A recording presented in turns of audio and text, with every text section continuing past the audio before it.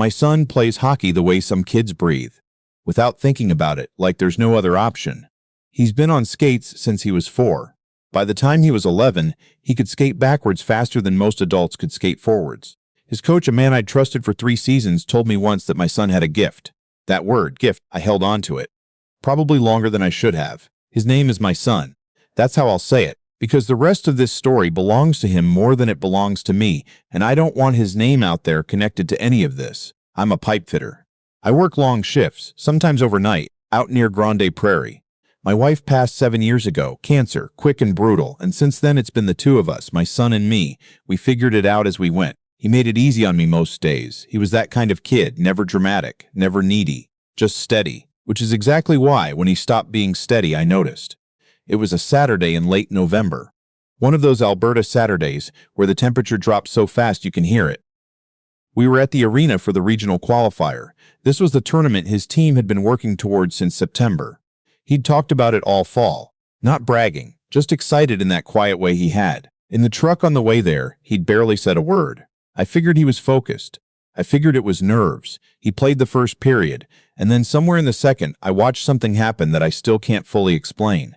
He had a clear lane to the net, the kind of opportunity that only comes a few times in a game, and he pulled up.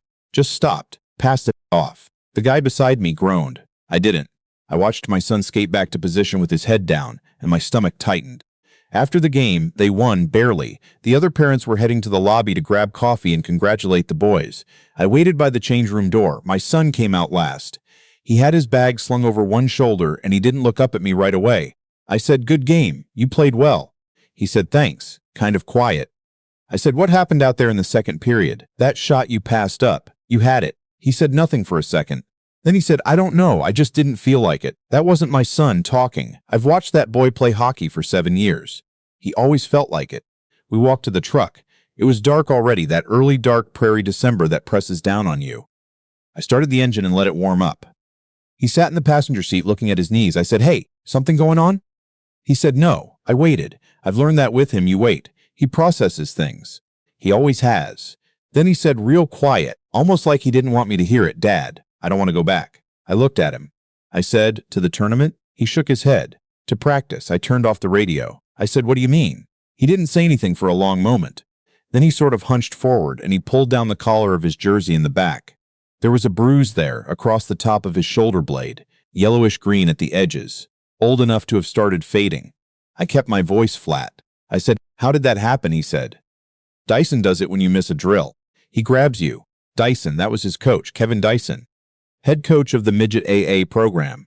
Former junior player, came recommended highly, had been with the organization for 6 years. A man who had stood beside me at a dozen post-game coffees and talked about my son like he was something special. I said, "Grabs you how?" He showed me with his own hand, fingers pressing into his shoulder, thumb digging in hard behind the collarbone. He said, "He says it's to help you feel where your body's supposed to go, but it hurts, and sometimes he shakes." I said, "Shakes?" He nodded, like to make a point. I asked him how long this had been happening.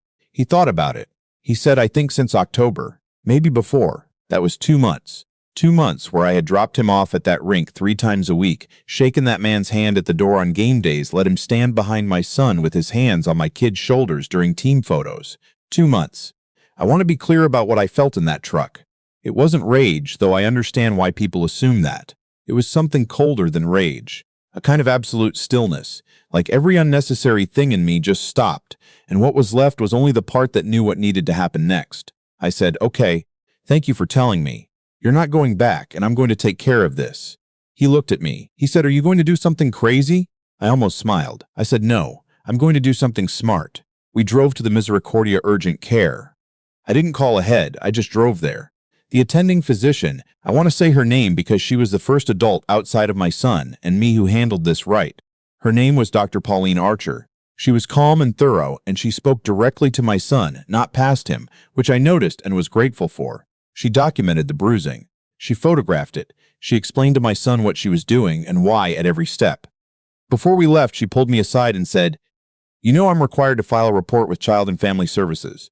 I said, "I know, please do." She nodded. She looked at me like she was assessing something. She said, "How are you doing?" I said, "I'll be fine once this is done." We drove home. My son fell asleep in the truck before we hit the highway. I drove the whole way back in silence, thinking through every conversation I'd had with Dyson, every time I'd seen him with the boys at practice. Every time one of the kids had seemed a little quiet after drills, and I'd thought nothing of it. The next morning I called the Hockey Association. Not to report it, that was already handled, but because I wanted to understand the structure of what I was dealing with. Who oversaw Dyson? Who was responsible for vetting him? What was the complaints procedure? The woman I spoke to was polite in the way people are polite when they don't want to say anything useful. She said she'd pass along my concern to the program director. I said, "I'm not lodging a concern. I'm informing you that your head coach physically handled my son in a way that left visible bruising, and that I've already filed a report through the medical system. I'd like to know what your internal process is." She put me on hold for 4 minutes. When she came back, she said the program director would call me by end of day. He didn't call by end of day. He called the next morning, and when he did, he said things that I have turned over in my mind many times since. He said he knew Dyson. He said Dyson had never had a complaint in 6 years. He said that physical coaching contact was sometimes necessary in player development, and that there were perhaps different perspectives on where the line was. I said, "There is a medical report. There is documented bruising on an 11-year-old boy. Where exactly is the line from your perspective?" He said he'd have to look into it. That's when I started writing things down. I've never been a notes person. I don't keep a journal. But I started a notes file on my phone that night.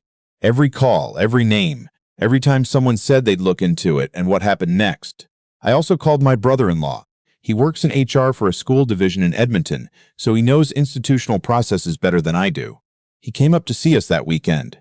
He sat across from my son and listened, and then he sat across from me and said, "This isn't going to resolve itself. You're going to have to push." I knew he was right. Over the next 2 weeks, I learned things that made the cold feeling come back.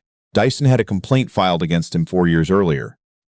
A mother had gone to the association with concerns about how he spoke to her son, demeaning, she'd said, and once physical. The association had reviewed it internally. The conclusion they reached was that the incident was isolated and didn't warrant further action. The mother, I found out later, her family had left the program shortly after. 4 years. That complaint had been sitting in someone's records for 4 years, marked closed. I got her name through another hockey parent I trusted. I called her. She was quiet at first. Then she said, "I wondered when someone else would call." She told me everything. The way her son had come home from practice barely speaking. The way he'd eventually told her that Dyson had shoved him into the boards during a drill, told him he was embarrassing the jersey, and then grabbed him by the back of the neck and said, if he couldn't handle it, he should find another sport. Her son was 9 at the time. She had reported it. She had sat in an office with 2 association officials who had nodded and taken notes and, she said, looked at each other once in a way she'd never forgotten. And then nothing had happened, and she had pulled her son from the program because she didn't know what else to do. I asked her if she'd be willing to speak to this again, officially. She said, "Just tell me where to show up." The community meeting was held in January in the main hall of the recreation center. My brother-in-law helped me draft the request for it. We sent it to the Municipal Recreation Department, which had partial funding oversight of the arena and the association. That turned out to be the right lever. The association operated on its own, but it received community grants, and the rec department had a duty to respond to formal concerns about programs it supported. About 60 people came, parents mostly. Some of them I knew, some I didn't.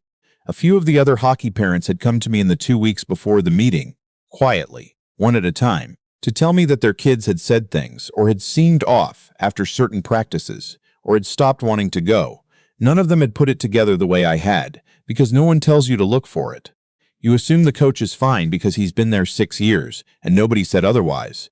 Dyson was not at the meeting. The association's board chair was there. A representative from the rec department was there, and Dr. Archer was there at my request, not to discuss my son's case specifically, but to speak generally about the protocols around documenting physical harm in minors and the obligations of sports organizations. I spoke first. I had written out what I was going to say, and I said it plainly. I talked about what my son had shown me in the truck. I talked about the medical report. I talked about the previous complaint. I talked about the phone calls that had gone nowhere and the meeting that hadn't happened by end of day. The mother from 4 years ago spoke second. You could feel the room change when she was done. By the end of the night, the board chair had confirmed that Dyson had been placed on administrative leave pending a full review. He said it carefully, in that language institutions use when they're trying to manage something. But he said it. It was on record. 3 months later, Dyson's contract was not renewed. The review process, which involved Hockey Alberta and eventually a third-party organization that dealt with safe sport, had surfaced 2 additional complaints from families in earlier seasons who hadn't known there was a process to follow. The association implemented mandatory safe sport training for all coaching staff. A new complaints procedure was established with an external intake point, so parents didn't have to go directly to the people who hired the coach they were reporting.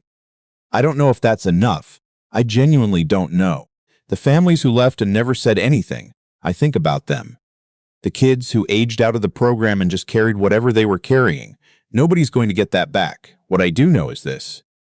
A few weeks after everything settled, I was in the kitchen making dinner, and my son came and sat at the counter. He does this sometimes, just sits there while I cook and we talk or we don't. That night he was quiet for a bit, and then he said, "Dad, I almost didn't tell you." I turned around. I said, "What do you mean?" He said, "In the truck." I almost just said nothing. I kept thinking maybe it wasn't a big deal. Maybe I was being soft. I set down the spatula. I walked around the counter and sat beside him on the other stool. I said, "You know what's soft? Staying quiet to make someone else comfortable. You know what's hard? Telling the truth when you're not sure how it'll land." He thought about that. Then he said, "I'm glad you didn't freak out." I said, "I was freaking out the whole time. I just did it on the inside." He laughed. It was the first time I'd heard him really laugh in a long time. It sounded like the rink, honestly. Like skates, like cold air, like something that gets in your chest and stays. He went back to hockey in February with a different organization. New coach. Different arena. First practice back, I watched through the glass and I didn't feel the thing I'd feared I'd feel. I felt something quieter than that. He skated out on his first shift and went directly for the puck like he owned it, and I stood there with my coffee going cold in my hand thinking, yeah, there it is. That's still him. Whatever happened didn't take that. I'm holding on to that the same way I held on to the word gift. But this time, I think I'm holding on to the right thing.